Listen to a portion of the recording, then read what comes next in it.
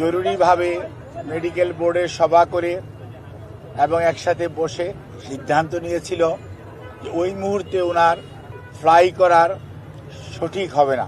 দেশের সকল মানুষ ওনার সুস্থতা চায়, চিকিৎসকরা চায়, দেশের আবাল বৃদ্ধ বনিতা সকল ধর্মের সকল রাজনৈতিক মতাদর্শের মানুষরা চায়। বাংলাদেশ জাতীয়তাবাদী দলের চেয়ারপারসন দেশনেত্রী বেগম খালেদা জিয়া অসুস্থ অবস্থায় এবার কেয়ার হসপিটালে চিকিৎসাধীন আছেন গত 23শে নভেম্বর দিবাগত রাত্র থেকে। মেডিকেল বোর্ডের পরামর্শক্রমে আমরা হয়তো ওনাকে দেশের বাইরে নিয়ে যাওয়ার জন্য সর্বোচ্চ পর্যায়ের চেষ্টা অব্যাহত রেখেছিলাম, কিন্তু ওনার এয়ার অ্যাম্বুলেন্স যেটি কাতার এর আমিরের পাঠানোর জন্য যিনি উদ্যোগ নিয়েছেন, সেই এয়ার অ্যাম্বুলেন্সের কারিগরি ত্রুটির কারণে ওটাও যেমন আসতে পারে না, এটা সত্যি কথা।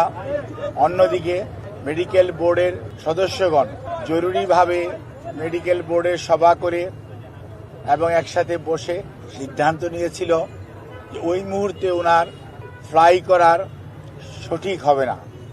সেজন্যই আমরা ওনার যে বিদেশ নেওয়ার যে বিষয়টি সেটি কিছুটা বিলম্বিত হচ্ছে এবং ভবিষ্যতে হয়তো শারীরিক অবস্থাই বলে দিবে যে ওনাকে কখন বিদেশে চিকিৎসার জন্য নিয়ে যাবে অথবা নিয়ে যাওয়া হবে।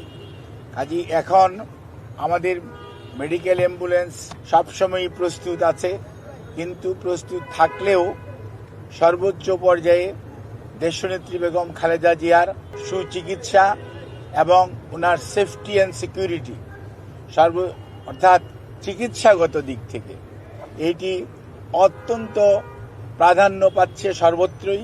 এবং আমাদের যে মেডিকেল বোর্ডের সম্মানিত সদস্যরা ইউকে এবং আমেরিকা থেকে এবং বাংলাদেশ থেকে যারা অংশগ্রহণ করছেন, ইভেন সুদূর চায়না থেকেও, সবাই কিন্তু ওনার ফিজিক্যাল কন্ডিশনের উপর সবচেয়ে বেশি গুরুত্ব দিচ্ছে। এবং আমরা মনে করি আমরা সবাই, দেশের সকল মানুষ ওনার সুস্থতা চায়, চিকিৎসকরা চায়, দেশের আবাল বৃদ্ধ বনিতা সকল ধর্মের সকল রাজনৈতিক মতাদর্শের মানুষরা চায়।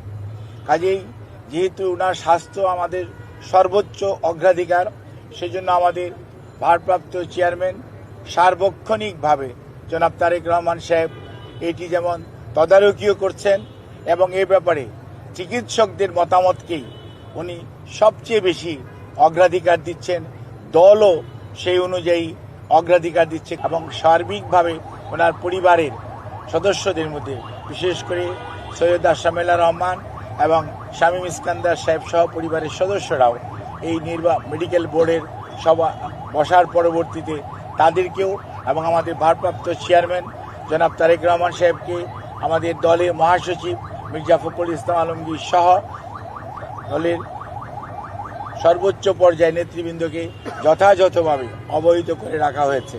কাজে ওনার চিকিৎসার ব্যাপারে বিভিন্ন ধরনের সোশ্যাল মিডিয়াতে, আমি তো সোশ্যাল মিডিয়া দেখার সুযোগ হয় না, আমি দেখিও না, কিন্তু কোনো সময় অনেক গুজব শোনা যাচ্ছে বা অনেকে বেড়ায়। আমি সবাইকে অনুরোধ করব, দয়া করে দেশনেত্রীর এর প্রতি যদি আপনাদের শ্রদ্ধা এবং ভালোবাসার নিদর্শন স্বরূপ বিনীতভাবে অনুরোধ করব, আপনারা দয়া করে যে শর্ট ফ্যাক্ট এটার বাইরে কেউ গুজব ছড়িয়ে মানুষকে দয়া করে